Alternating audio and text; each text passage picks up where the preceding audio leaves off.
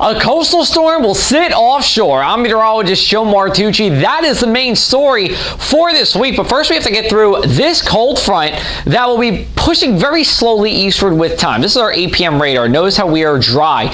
And what's going to happen as we go throughout the night is we kind of get into this, I'm going to call it Goldilocks zone. We're too far east to really get this cold front, but at the same time, too far west to get this offshore moisture. And the result is a mostly dry night. Notice how the cold front kind of fizzles out, and that rain does too as we go into our Tuesday morning. In terms of rainfall totals, I'm thinking just less than a tenth of an inch everywhere, and a good amount of places will see nothing. Now we do need the rain, of course. Let's talk about that coastal storm. This is a loop from Tuesday through Sunday.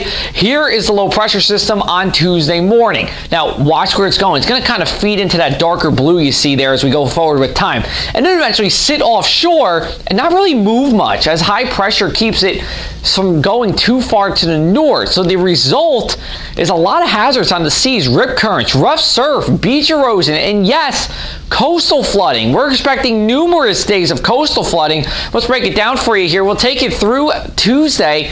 Action flood stage for Tuesday, so no issues with that. But then as we go into Wednesday, we're expecting minor flood stage. I believe we're going to see our first moderate flood stage since October 27th of last year. And then we have 2 more days of minor flood stage before we drain out on Sunday as winds finally turn to the north instead of the northeast and the east, where they will be once we go into Tuesday. Now, there's a difference between minor flood stage and moderate flood stage, of course, and I'm breaking it down for you here. In short, minor flood stage, no damage possible to homes or businesses.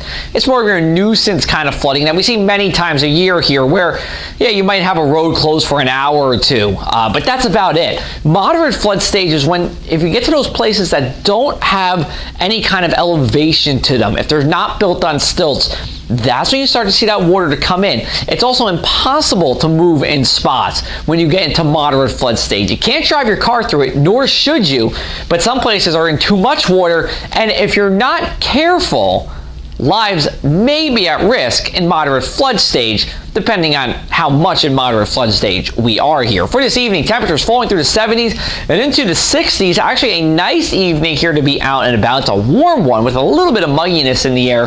And as we go overnight, showers start between 11 p.m. to 1 a.m. But it's mainly going to be along the coast where we might get nicked by that offshore moisture, and then near I-195 and, I-95, the turnpike, where we get closer to that cold front. Then we go into Tuesday. I think it's a dry day. We're going to roll out a couple of sprinkles, but a dry day with a strong northeast wind. Temperatures in the mid to upper 60s, which is just about average for this time of year. Fall planter, the only thing I would say not to do is paving, because that's something that you need all day, 100% dry weather. And we can't just guarantee that, but I think everything else will be looking good as we go throughout the day on Tuesday. Mainland 7-day for you. Showers on Wednesday, showers on Thursday possible. And then we go into Friday. We should start to get the clearing out process here, and we do see that sunshine just in time for the weekend. As we go to the shore, 7-day, minor to moderate coastal flooding likely from Wednesday all the way through Saturday. You get that strong northeast wind. Gusts will be around 40 miles an hour at times at the shore. We'll be talking more about the coastal flooding, the coastal storm, and just how much rain we'll see on social media, Facebook and Instagram at JoeMarkWX, Twitter at ACPressMartucci, or thepressafac.com/weather.